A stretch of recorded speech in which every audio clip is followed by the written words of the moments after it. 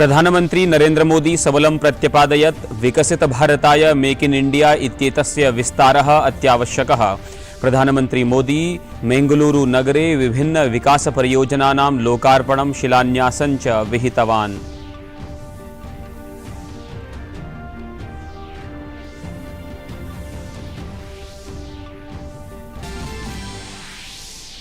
केंद्रीय गृहमंत्री अमित शाह तिरुवनंतपुरम इत्यत्र दक्षिण क्षेत्रीय परिषदः 30तमम् उपवेशनं समुद्घाटयिष्यति। उपवेशने दक्षिणवर्ती राज्यानां मुख्यमन्त्रिणः, अंडमान निकोबार द्वीपसमूहस्य उपराज्यपालः, लक्षद्वीपस्य प्रशासकाश्च सम्मिलिताः भविष्यन्ति इति।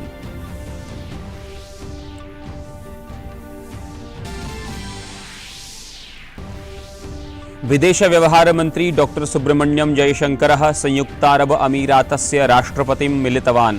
परस्पर रणनीतिक संबंधान् उन्नत शिखरे नेतुम् अनुष्ठिता तदीया श्लाघा। प्रधानमन्त्रिणः व्यक्तिगत शुभकामनाश्चापि समर्पिताः।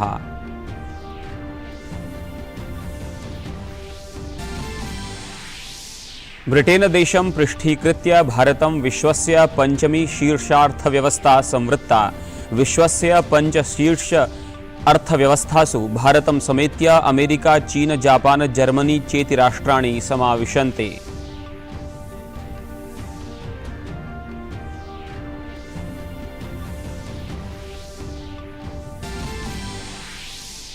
रूसस्य गज़प्रोम इत्येतत् तैलस्यन्दनम् आरक्षणं कार्यं च निध्याय नॉर्ड स्ट्रीम 1 इति वातेः वितरणम् अवरोधयत्। क्रेमलिन अवोचत् यत् रूसदेशः मूल्य कैप स्थापयद्भ्यः राष्ट्रेभ्यः तैल वितरणं विक्रयणं च नैव करिष्यति। यूरोपीया वात्यापूर्ति सेवा प्रभाविता। अपि च क्रीडावार्तासु एशिया क्रिकेट चषक स्पर्धा मालिकायाः समूह ए इत्येतस्य अन्तिमे द्वन्द्वे पाकिस्तानं हांगकांग दलं 55 धावनाङ्कैः पराजयत्। अन्तिम चतुर्षु दलेषु अद्य श्रीलङ्काम् अफगानिस्तानं च अन्तराद्वन्द्वः।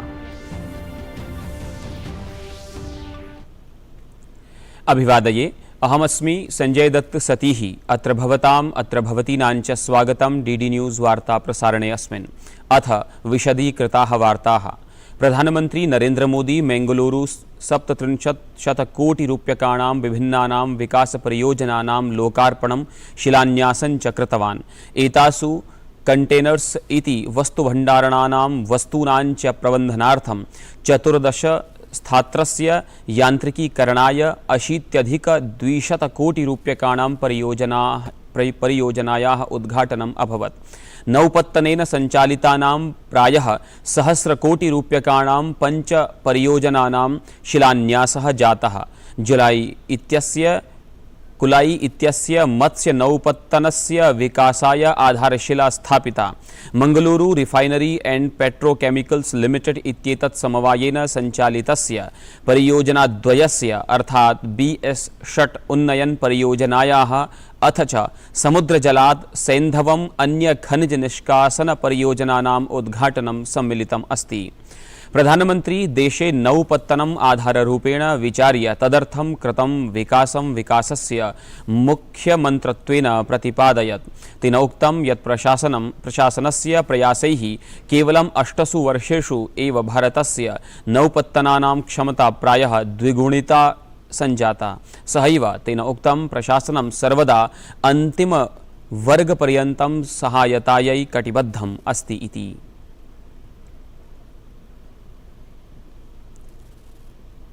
इन प्रोजेक्ट से कर्नाटका में व्यापार, कारोबार को, उद्योग को और ताकत मिलेगी। ईज ऑफ डूइंग बिजनेस को बल मिलेगा। विशेष रूप से वन डिस्ट्रिक्ट वन प्रोडक्ट के तहत विकसित किए जा रहे कर्नाटका के किसानों और मछुआरों के उत्पादों को अंतर्राष्ट्रीय बाजारों तक पहुंचाना और आसान होगा। केंद्रीय गृहमंत्री अमित शाह अद्य तिरुवनंतपुरस्य कोवलम स्थले दक्षिणक्षेत्रीयपरिषदः 30तमम् उपवेशनम् उद्घाटयिष्यति। एतस्मिन् उपवेशने सहभागितायै गृहमन्त्री अमितशाहः ह्यः अर्थात् शुक्रवासरे सायं तिरुवनन्तपुरं प्राप्तवान्। एतस्मिन् उपवेशने केरलस्य मुख्यमन्त्री पिनराई विजयन् वर्यः, अन्य दक्षिणवर्तिराज्यानां मुख्यमन्त्रिणः, अण्डमान निकोबार द्वीपसमूहस्य उपराज्यपालः, लक्षद्वीपस्य च प्रशासकाः सम्मिलिताः भविष्यन्ति। गृहमन्त्री दक्षिणक्षेत्रीयपरिषदः अध्यक्षः अस्ति। अस्मिन् आन्ध्रप्रदेशः, कर्णाटकं, केरलं, तमिलनाडुः, तेलङ्गाना अथ च पुदुच्चेरीः इत्येतानि राज्यानि सम्मिलितानि सन्ति। एतस्मिन् अवसरे आगम्यमानानां प्रतिष्ठितानाम् अतिथीनां सम्माने विशेष सांस्कृतिक कार्यक्रमाणाम् अपि आयोजनं क्रियते। भारते 5 क्षेत्रीयपरिषदः सन्ति, यासां स्थापना 57-अधिक-1990 वर्षे राज्य पुनर्सङ्घटित अधिनियमान्तर्गतं सञ्जाता आसीत् इति। विदेश व्यवहार मंत्री डॉक्टर सुब्रमण्यम जयशंकरः शुक्रवासरे संयुक्तारब अमीरातस्य राष्ट्रपतिं शेख मोहम्मद बिन जायद अल नाहयान इत्येनम् अमिलत्। विदेशमन्त्री भारत संयुक्तारब अमीरातं चान्तरा रणनीतिकसम्बन्धान् उन्नतशिखरे प्रापयितुं तदीयां प्रशंसां व्यदधत्। संयुक्तारब अमीरातस्य 3 दिवसीययात्रारतः डॉक्टर जयशंकरः प्रधानमन्त्रिणः नरेन्द्र मोदिनः पक्षतः अबुधाब्याः शासकाय शेख मोहम्मद इत्यस्मै हार्दिकः शुभाशंसनापरः सन्देशः अपि समार्पयत्। स्वीये ट्वीट सन्देशे असौ अलिखत्, राष्ट्रपतये शेख मोहम्मद बिन जायद अल नाहयान इत्येतस्मै मदीय स्वागतार्थं धन्यवादाः। प्रधानमन्त्रिणो मोदिनः पक्षतः व्यक्तिगत शुभकामनाश्चापि समर्पिताः। अस्माकं समग्र रणनीतिक सहमतिक्रमम् उन्नतशिखरं प्रति नेतुं तेषां दिग्निर्देशानां महत्त्वपूर्ण योगदानम् अस्ति। इतः प्राक् डॉक्टर जयशंकरः अबुधाब्यां तत्रत्य स्वीय समकक्षेण शेख अब्दुल्ला बिन जायद अल नाहयान इत्यनेन साकं 14 भारत संयुक्तारब अमीरातस्य संयुक्तायोगस्य उपवेशने सह अध्यक्षतां कृतवान् इति। भारतं ब्रिटेन देशं पृष्ठीकृत्य विश्वस्य 5मं बृहत्तमम् अर्थव्यवस्था संवलितं राष्ट्रं संवृत्तम्। ब्लूमबर्ग प्रतिवेदनानुसारं भारतं ब्रिटेन राष्ट्रं 6ठे स्थाने प्रापयत्। अवधेयास्पदं वर्तते यद् विश्वस्य 5 शीर्ष अर्थव्यवस्थासु भारतं समेत्य अमेरिका, चीन, जर्मनी, जापानं चेति राष्ट्राणि अन्यतमानि सन्ति। अर्थव्यवस्थायाः स्थानम् अन्ताराष्ट्रियमुद्राकोषद्वारा सङ्कलितेन सकलगृह्योत्पादानां विनिर्दिष्ट तथ्यानुसारेण विनिर्धार्यते। ध्येयमस्ति यत् अर्थव्यवस्थायाः क्रमे 1 दशकपूर्वं भारतं 11 स्थाने आसीत्।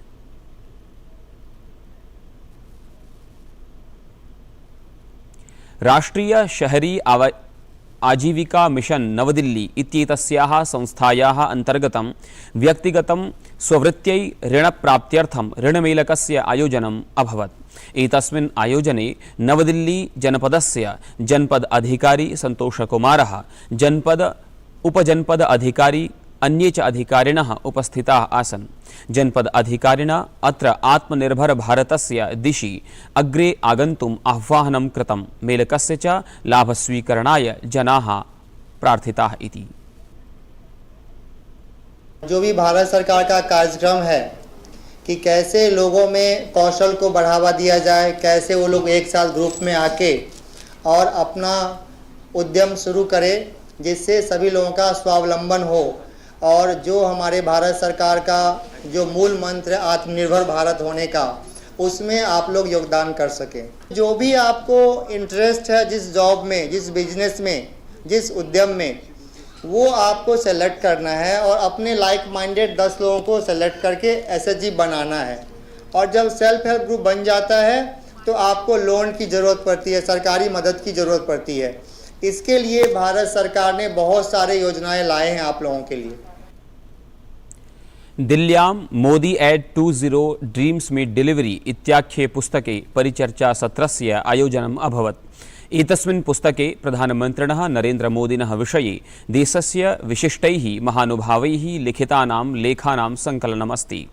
अत्र हि केन्द्रीयः श्रममन्त्री भूपेन्द्र यादवः उक्तवान् यत् प्रधानमन्त्रिणा प्रत्येकं भारतवासिनः हृदि स्वकीयं विशिष्टं स्थानं निर्मितमस्ति। कहना गलत नहीं होगा कि आज जननेता के रूप में, एक जननायक और एक वैश्विक नेता के रूप में उन्होंने इस यात्रा में अपनी उपलब्धि पाई है। इतिहास में कई बार ऐसे उदाहरण मिलते हैं जब समय के साथ लोकप्रियता और करिश्मा नेताओं का गायब होता है, लेकिन प्रधानमंत्री नरेंद्र मोदी जी को जो बार बार जनादेश मिलता है, 3 बार गुजरात के मुख्यमंत्री के रूप में और 2 बार भारत के प्रधानमंत्री के रूप में जितने वोट आते थे उससे ज्यादा वोट लेकर के आए हैं, ये दर्शाता है कि देश में प्रो गवर्नेंस के लिए भी वोट मिलता है। केन्द्रीय सामाजिक न्यायाधिकारिता मन्त्रिणा डॉक्टर वीरेन्द्र कुमारेण उक्तं यत् प्रधानमन्त्रिणः आवास योजना देशस्य निर्धनेभ्यः समाजस्य च सर्वतः अन्तिमवर्गस्य लोकेभ्यः कस्माच्चित् वरात् नास्ति न्यूना इति। एक परिवार में गया, बहुत वो गरीब व्यक्ति था, अनुसूचित जनजाति का व्यक्ति था। मैं उसके घर में गया, पति पत्नी दोनों थे। मैंने उनसे पूछा आप पहले कैसे रहते थे? उसने कहा कि हमारा घर बहुत टूटा फूटा था, बारिश में पानी आता था, ठंड में हम ठिठुरते थे, तो ठिठुरती ठंड में, तपती धूप में, बरसते बादलों में किसी तरह से हम अपने दिन निकाला करते थे।